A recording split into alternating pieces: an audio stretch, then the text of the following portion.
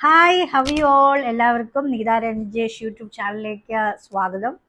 അപ്പോൾ ഇന്നത്തെ ഈ വീഡിയോയിൽ ഞാൻ എന്താ ചെയ്യണമെന്ന് വിചാരിച്ചു കഴിഞ്ഞാൽ ഞാൻ കുറേ നാളായിട്ട് ആക്ച്വലി വീഡിയോ ചെയ്യണമെന്ന് വിചാരിക്കുന്നുണ്ട്. പക്ഷേ എനിക്ക് ചില മീറ്റിങ്ങും കാര്യങ്ങളും പിന്നെ അതിന് റിലേറ്റ് ചെയ്തിട്ടുള്ള പ്രോസസ്സ് എന്താ പറയുക ഇമ്പ്രൂവ്മെൻറ്റ് പ്രോജക്റ്റ് പ്ലാനും അതിനെ റിലേറ്റ് ചെയ്തിട്ടുള്ള കുറേ കാര്യങ്ങൾ ചെയ്യാനും പോളിസി റിലേറ്റഡ് തിങ്സ് ഒക്കെ വന്നപ്പോഴത്തേക്കും ഞാൻ ഭയങ്കര ടൈറ്റായി പോയി, എനിക്കത് ബിസി ആയിപ്പോയി.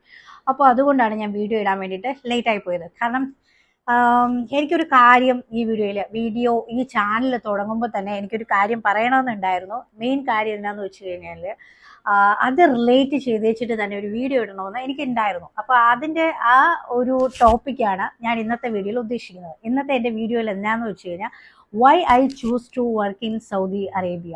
അതാണ് ഇന്നത്തെ എൻ്റെ വീഡിയോയിൽ ഞാൻ പറയുന്നത്. ഞാൻ എന്തുകൊണ്ടാണ് സൗദി അറേബ്യ തന്നെ ചൂസ് ചെയ്തു വർക്ക് ചെയ്യാൻ വേണ്ടിയിട്ട്. ഞാൻ സൗദി അറേബ്യ നിങ്ങൾക്ക് പ്രിഫർ ചെയ്യുന്നു. ജോബ് നിങ്ങൾ നോക്കുമ്പോൾ നിങ്ങൾക്ക് പ്രിഫർ ചെയ്യുന്ന ഒരു കൺട്രിയാണ് സൗദി അറേബ്യ. അത് കഴിഞ്ഞ് വെച്ചിട്ട് നിങ്ങളുടെ ഡ്രീം അച്ചീവ് ചെയ്യാൻ വേണ്ടിയിട്ട് നിങ്ങൾക്ക് യൂറോപ്യൻ കൺട്രീസ് ഏത് വേണമെങ്കിലും ചൂസ് ചെയ്യാം. പക്ഷേ ആദ്യത്തെ ഒരു കൺട്രി എന്ന രീതിയിൽ ഞാൻ നിങ്ങൾക്ക് പ്രിഫർ ചെയ്യുന്ന ഒരു കൺട്രിയാണ് സൗദി അറേബ്യ. എന്തുകൊണ്ടാണ് ഞാൻ നിങ്ങൾക്ക് സൗദി അറേബ്യ പ്രിഫർ ചെയ്യുന്നു എന്ന് എൻ്റെ എക്സ്പീരിയൻസ് ത്രൂ ഞാൻ ഈ വീഡിയോയിൽ എക്സ്പ്ലെയിൻ ചെയ്യുന്നത്. അപ്പോൾ നിങ്ങൾക്ക് ഈ വീഡിയോ നിങ്ങൾക്ക് യൂസ്ഫുള്ളായിട്ട് തോന്നുവാണെങ്കിൽ do like share subscribe my channel. അപ്പോൾ നിങ്ങൾക്ക് ഇത് അറിയുന്ന ആൾക്കാർക്കെല്ലാം, അതായത് അവർക്ക് യൂസ്ഫുൾ ആണെന്ന് തോന്നുന്നുണ്ടെങ്കിൽ ഈ വീഡിയോ ഒന്ന് ഷെയർ ചെയ്ത് കൊടുക്കുക. അപ്പോൾ നമുക്ക് വീഡിയോയിലേക്ക് കിടക്കാം.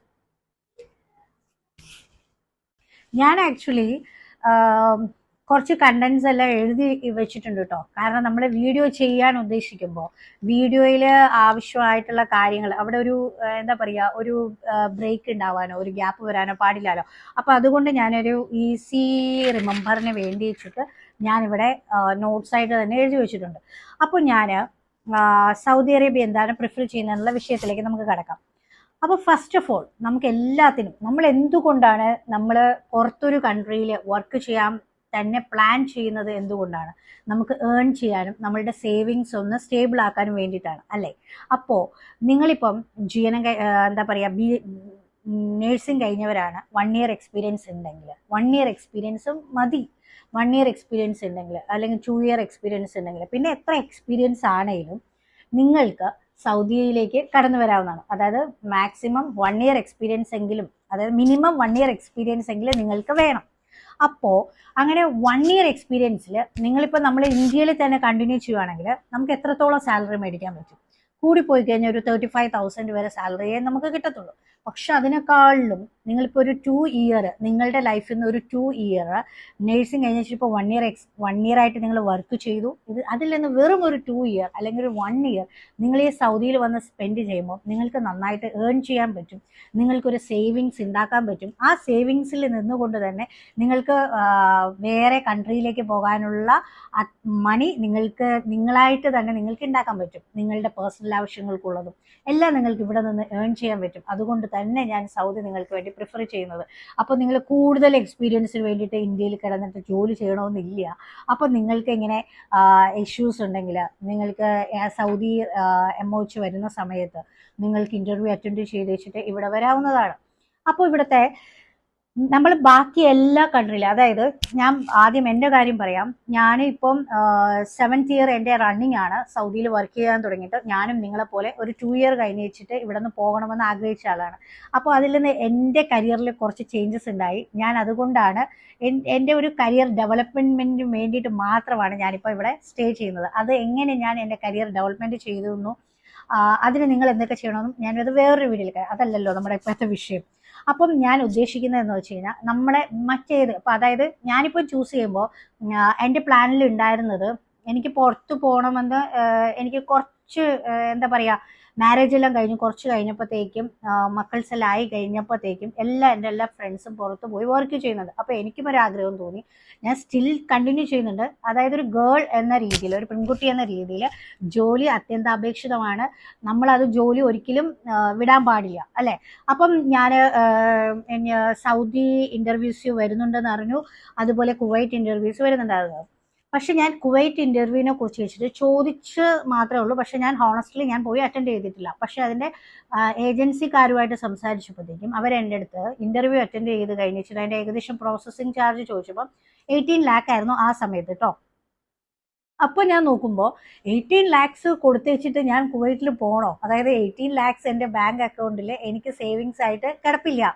അത് ഞാൻ എന്താ പറയുക, അല്ലെങ്കിൽ എൻ്റെ ഏതെങ്കിലും പ്രോപ്പർട്ടി വെച്ചിട്ടോ അല്ലെങ്കിൽ ഞാൻ വേറെ ആരുടെങ്കിലും കടം മേടിച്ച് വെച്ചിട്ടൊക്കെ ആയിരിക്കും ഈ 18 lakhs കൊടുത്ത് വെച്ചിട്ട് ഞാൻ കുവൈറ്റിലേക്ക് പോകുന്നത്. പക്ഷെ എനിക്കൊരു ഗ്യാരണ്ടി ഇല്ല. ഗ്യാരണ്ടി ഇല്ലെന്ന് വെച്ച് കഴിഞ്ഞാൽ ഞാൻ അപ്പോഴും ചിന്തിക്കാറുണ്ട്, നമ്മുടെ ലൈഫ് എന്ന് പറയുന്നത് നമുക്കൊരു ഗ്യാരണ്ടി ഇല്ലാത്തതാണ് അല്ലേ.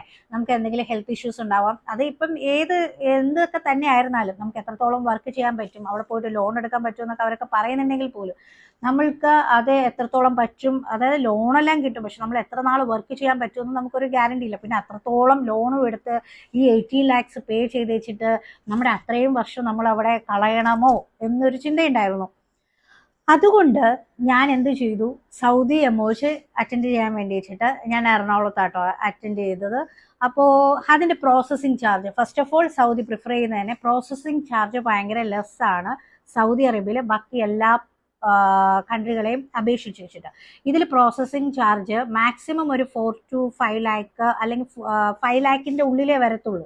ഇപ്പം എനിക്കൊക്കെ ആ ടൈമിൽ 4 lakhsന്റെ ഇതായെങ്കിലും അതിൽ എല്ലാം ഇൻക്ലൂഡഡ് ആയിരുന്നു. അതായത് എൻ്റെ പോമെട്രിക് എക്സാമിൻ്റെ ഫീസ്, ഡാറ്റ ഫ്ലോയുടെ ഫീസ്, ഇതെല്ലാം ഇതിൽ ഇൻക്ലൂഡഡ് ആയിരുന്നു.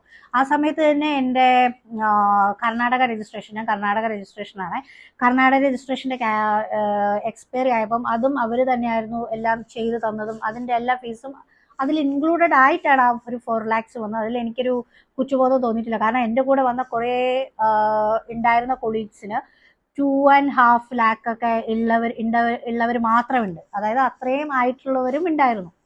സോ അതുകൊണ്ട് തന്നെ പ്രോസസ്സിങ് ചാർജ് ഭയങ്കര ലെസ്സാണ്. രണ്ടാമത്തെ പോയിന്റ് ഞാനിവിടെ എഴുതിയിരിക്കുന്നത്, ട്രാവൽ ഡിഫറൻസ് മാക്സിമം നമ്മൾ ഇന്ത്യയായിട്ട് കമ്പയർ ചെയ്യുമ്പോൾ 5 to 6 hours മാത്രമാണ് ഡയറക്റ്റ് ഫ്ലൈറ്റിൽ എടുക്കുക. അതായത് ഇപ്പം നമുക്ക് എന്തെങ്കിലും ഒരു എമർജൻസി സിറ്റുവേഷൻ ഉണ്ടാവുകയാണെങ്കിൽ, എനിക്ക് എൻ്റെ നാട്ടിൽ ഞാൻ തന്നെ പോയിട്ടേ ചില കാര്യങ്ങൾ ചെയ്യാൻ പറ്റുന്നുണ്ടെങ്കിൽ, അപ്പം എനിക്ക് പോകാൻ പറ്റുന്ന കയ്യെത്തുന്ന ദൂരത്താണ് സൗദി ഉള്ളതും അല്ലേ. 5 to 6 hours ജേർണി മാത്രമേ ഉള്ളൂ. ബാക്കിയുള്ള, അതായത് ഞാൻ GCC കൺട്രീസിനെ ഉദ്ദേശിച്ചിട്ടില്ല, ഞാൻ യൂറോപ്യൻ കൺട്രി ആയിട്ടാണ് താരതമ്യം ചെയ്തത്. അപ്പോൾ ഒരു 5 to 6 hours ജേർണി മാത്രമേ ഉള്ളൂ.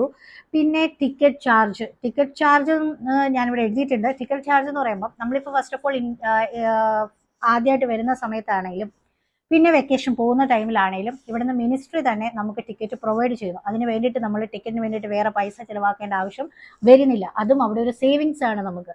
അതായത് ഈ ടിക്കറ്റ് ചാർജിൻ്റെ കൂടെ തന്നെ ഞാൻ ലീവിൻ്റെ കാര്യം കൂടി പറയാം. അതായത് നമുക്കൊരു എമർജൻസി സിറ്റുവേഷൻ ഉണ്ടാവുകയാണ്, ഒരു എമർജൻസി ലീവ് വേണമെന്നുണ്ടെങ്കിൽ തന്നെ ഇപ്പം നിങ്ങൾ വന്നു കഴിഞ്ഞിട്ട് ഒരു 2 month 3 month ആയിട്ടുണ്ടെങ്കിൽ പോലും നിങ്ങളുടെ ലൈഫിൽ ഒരു എമർജൻസി സിറ്റുവേഷൻ ഉണ്ടായി, നിങ്ങളുടെ പ്രസൻസ് നിങ്ങളുടെ നാട്ടിൽ ആവശ്യമുണ്ടെങ്കിൽ നിങ്ങൾക്ക് നിങ്ങളുടെ അഡ്മിനിസ്ട്രേഷൻ, നിങ്ങളുടെ ഡയറക്ടറോട് സംസാരിച്ച് കഴിയുമ്പോൾ നിങ്ങൾക്ക് ആ ലീവ് കിട്ടും. അത്രയും ലീവ് എടുത്തേച്ച് വെച്ചിട്ട്, അതായത് ഒരു 15 days ലീവ് ആണെങ്കിൽ പോലും, ഒരു എമർജൻസി ലീവ് എന്ന രീതിയിൽ 15 days ലീവ് ആണെങ്കിൽ പോലും നിങ്ങൾക്ക് അനുവദനീയമാണ് ഇവിടെ. അപ്പോൾ അതിനെക്കുറിച്ച് പേടിക്കേണ്ട ആവശ്യം വരുന്നില്ല, നമുക്ക് നാട്ടിലേക്ക് പോകാവുന്നതാണ്. പിന്നെ ടിക്കറ്റിൻ്റെ, അതായത് അതുപോലെ തന്നെ ഇപ്പം നമ്മൾ ഫാമിലി ഉണ്ട്, മക്കൾസൊക്കെ നാട്ടിലാണ്, അങ്ങനെയുള്ളവരാണെങ്കിലും ഫാമിലിനെ വിട്ട് വന്നു വെച്ചിട്ട് കുറച്ച് അയ്യോ ഇനിയിപ്പോൾ ഞാൻ വെക്കേഷൻ പോകുന്നത് ഒരു 8 month കഴിഞ്ഞ് വെച്ചിട്ടാണല്ലോ, അല്ലെങ്കിൽ ഒരു 9 month കഴിഞ്ഞ് വെച്ചിട്ടാണല്ലോ എൻ്റെ ലീവ് വരുന്നത്, അങ്ങനെയൊക്കെ ചിന്തിക്കുമ്പോൾ നമുക്ക് നമ്മുടെ വെക്കേഷൻ, അതായത് 1 yearൽ 36 days ആണ് വെക്കേഷൻ പറയുന്നത്. 36 days vacation, annual vacation 36 days. അതിൻ്റെ കൂടെ തന്നെ ഞാൻ പറഞ്ഞിട്ടുള്ള മുന്നത്തെ വീഡിയോയിൽ പറഞ്ഞിട്ടുണ്ട്, കോമ്പൻസേറ്ററി ലീവ് പോലെ റമദാനും ഹജ്ജും ഇതെല്ലാം ആഡ് ചെയ്ത് വെച്ചിട്ടൊരു 50 days ഒക്കെ വരുന്നതാണ്. അപ്പോൾ ആ ലീവ് എന്ന് പറയുന്നത് നമുക്ക് സ്പ്ലിറ്റ് ചെയ്തെടുക്കാം. അപ്പോൾ നമുക്ക് ഈ 8 month ഗ്യാപ്പ് അല്ലെങ്കിൽ ഒരു 9 month ഗ്യാപ്പ് ഒന്നും ഫീൽ ചെയ്യത്തില്ല, നമ്മുടെ ഫാമിലിനെ വിട്ടേച്ചിട്ട് നിൽക്കുന്നതായിട്ട് നമുക്കൊരു ഫീൽ വരത്തില്ല. ഓക്കെ, അപ്പോൾ പാർട്ട് 1 വെക്കേഷൻ, പാർട്ട് 2 വെക്കേഷൻ ആയിട്ട് പകുതിയായിട്ട് നമുക്ക് വെക്കേഷൻ സ്പ്ലിറ്റ് ചെയ്തെടുക്കാൻ പറ്റും ഇവിടെ. അതും എനിക്കൊരു ബെനിഫിറ്റ് ആയിട്ട് തോന്നിയത്. അതിൽ ഒരേ ഒരു പ്രശ്നമുള്ളതെന്ന് വെച്ച് കഴിഞ്ഞാൽ നമ്മളുടെ ടിക്കറ്റിൻ്റെ ഇഷ്യൂസ് വരുമ്പം നമുക്കിതിൽ ഏതെങ്കിലും ഒരു പാർട്ടിൽ മിനിസ്ട്രി അനുവദനീയമായിട്ടുള്ള ടിക്കറ്റ് തരും. സെക്കൻഡ് ഇതെന്ന് പറയുമ്പോഴത്തേക്കും നമ്മൾ ഓണായിട്ട് ടിക്കറ്റ് എടുക്കും. അപ്പം നിങ്ങൾക്ക് തന്നെ അറിയാം നിങ്ങൾ ഏത് മന്തിലാണ് അല്ലെങ്കിൽ ഏത് ടൈമിലാണ് നിങ്ങളുടെ രണ്ടാമത്തെ പാർട്ട് അല്ലെങ്കിൽ ആദ്യത്തെ പാർട്ട് വെക്കേഷൻ എടുക്കാൻ പോകുന്നത് നിങ്ങൾക്ക് തന്നെ അറിയാം. അപ്പം നിങ്ങൾക്ക് ആ ഒരു ടിക്കറ്റിൻ്റെ ചാർജ് അനുസരിച്ചിട്ട് നമുക്ക് എന്താ പറയുക റേറ്റ് കുറഞ്ഞിരിക്കുന്ന ടൈമിൽ നമുക്ക് നേരത്തെ ടിക്കറ്റ് ബുക്ക് ചെയ്ത് വെക്കാവുന്നതാണ്.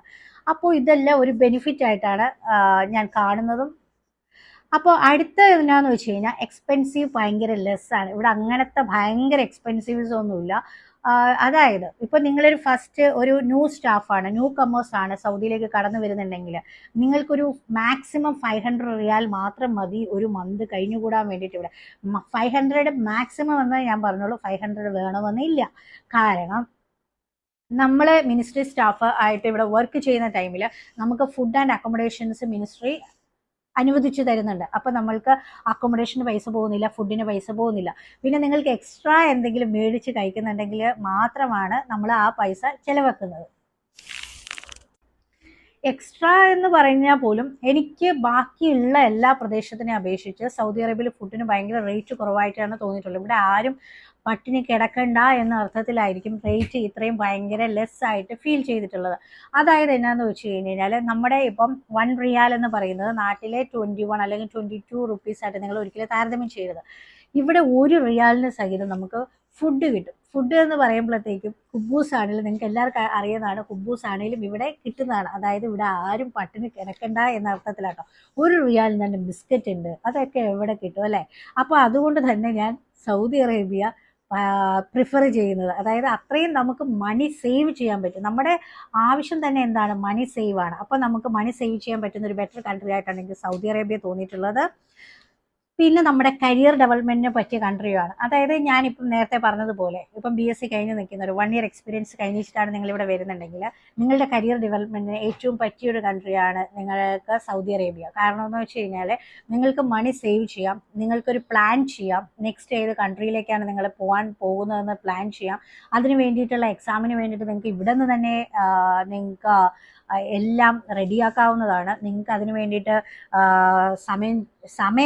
സമയം ഇവിടെ ഉണ്ട്.